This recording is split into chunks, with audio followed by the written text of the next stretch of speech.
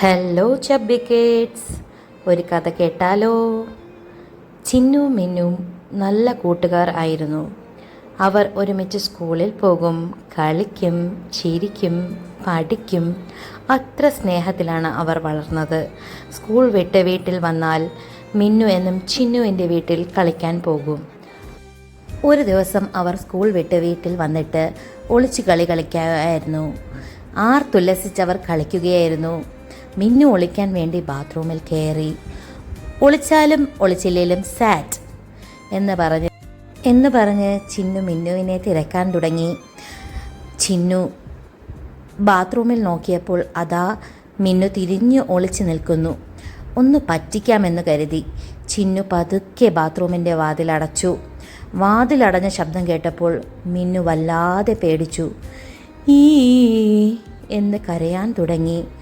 മോളെ ചിന്നു, ഇങ്ങി വാ എന്ന അമ്മയുടെ വിളി കേട്ടപ്പോൾ ചിന്നു ജോലി കഴിഞ്ഞെത്തിയ അമ്മയുടെ അടുത്തേക്ക് ഓടി.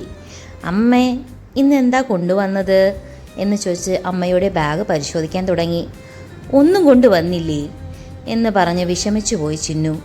അപ്പോൾ കയ്യിൽ ഒളിപ്പിച്ച മുട്ടായി എടുത്ത് ചിന്നുവിൻ്റെ നേർക്ക് അമ്മ നീട്ടി. സർപ്രൈസ്!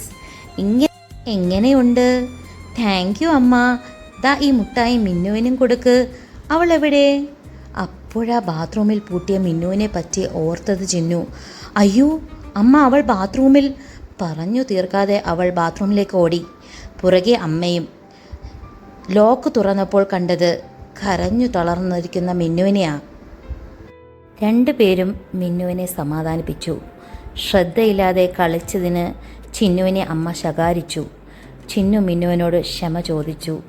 ഇതുപോലെ എവിടെയെങ്കിലും പെട്ടുപോയാൽ കരയുകയല്ല, പകരം നമ്മൾ മനസ്സ് സ്ട്രോങ് ആക്കി അവിടെ നിന്ന് എങ്ങനെ രക്ഷപ്പെടാമെന്ന് നോക്കണം.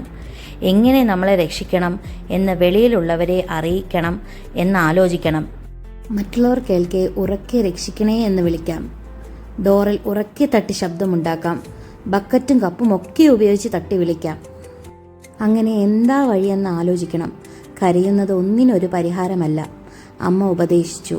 ശരിയാണെന്ന് അവർക്കും തോന്നി. അപ്പോഴെൻ്റെ ചബ്ബി കിഡ്സിന് ഇതിന്ന് എന്തു മനസ്സിലായി? കരയുന്നത് ഒന്നിനൊരു പരിഹാരമല്ല, സ്ട്രോങ് ആയി ചിന്തിച്ച് പ്രവർത്തിക്കണം. അപ്പോൾ ഓക്കെ, ബായ്.